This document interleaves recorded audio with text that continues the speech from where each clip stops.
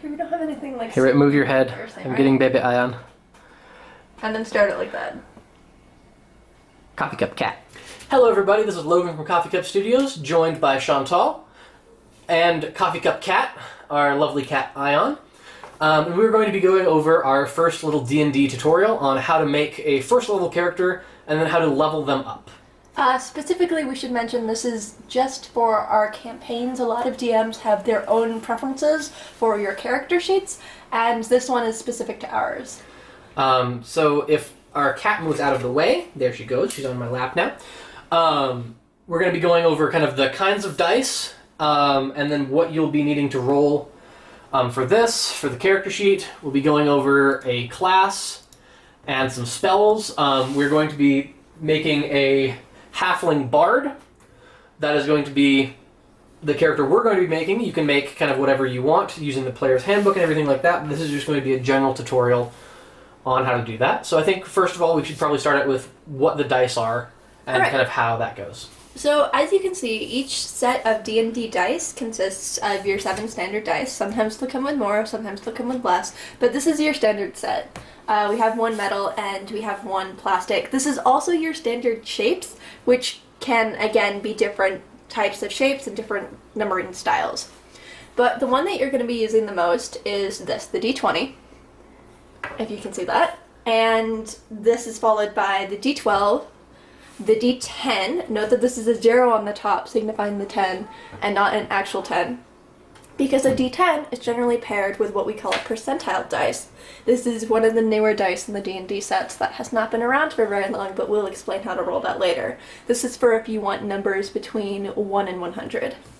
After that we have the D8, we have D6s, which is your standard die type used in most other games, and then we have D4s, and we'll also be going over how to read this specific kind of D4. Other D4s have the numberings in different areas, but we do not currently have an example of that. It's pretty straightforward though. Alright, so for most of these with reading them, it's, you know, your standard dice, you roll it, you read the number at the very top, so that would be a 12. And the D20 is what you're going to be using for almost everything in the game. Unless your DM tells you to roll a specific dice type, or unless you're in combat, you're going to be reaching for your D20. This is your best die. Okay, after that, the ones that you really need to know how to roll, that aren't just your classic read the number on the top, are going to be the percentile and the D4. Oh, here she comes. And we have a cat helping us out too now. She's going to be helping. Hello, Ion. Okay, hopefully you can still see that. Ooh, it's focusing on her. It's focusing on her. That's okay.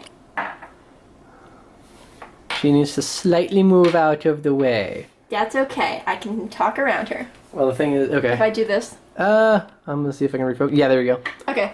If you are rolling a D10 I on its focused on own, her again. Okay. Okay, I'm gonna have to move her. Yeah, it's okay. Thank you for your help. You're being a very good demonstrator. Oop, and you knocked the camera. Did I? Okay. Sorry, Okay, this is unprofessional in case you can't tell. Okay. This is fine. This is fine. So if you are rolling a D10 on its own, then you are going to be considering this 0 a 10. So this would be, of course, a 9. This would be a 2. And if it lands on 0, that's a 10. Because this die goes from 1 to 10 when on its own. However, if you are looking to roll a D100 and don't have access to one, then you pick up what's called your percentile die.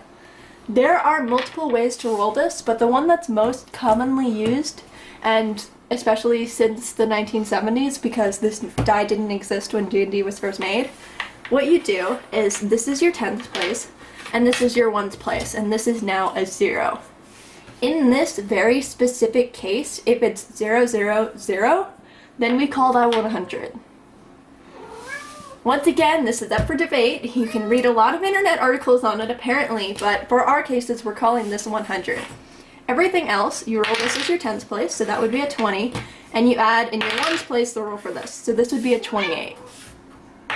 Another example, this would be on its own, without the accompanying 0, this is still just a 0 in the 10th place. So this would be a 1. Literally the lowest roll I could get. This would be a 1. Okay, after that we have our d4s. Now, this is... What's the word for this again? I don't know. Oh, well, it's a D4. It's a d4. So, as you can see, the numbers are laid out a little bit weirdly. The way that you read this one is you roll it, and whichever number is on the top when it lands. So this would be a 4. It goes from 1 to 4. This would also be a 4. This would be a 3. As you can see, that's the number highest on the top point. There are some other d4s where the number is instead, if it's on the faces instead of on the edges. It would be red on the bottom. Yeah. But this die does not read like that. So you would read the top number. Hello, Ion. She's come back to help.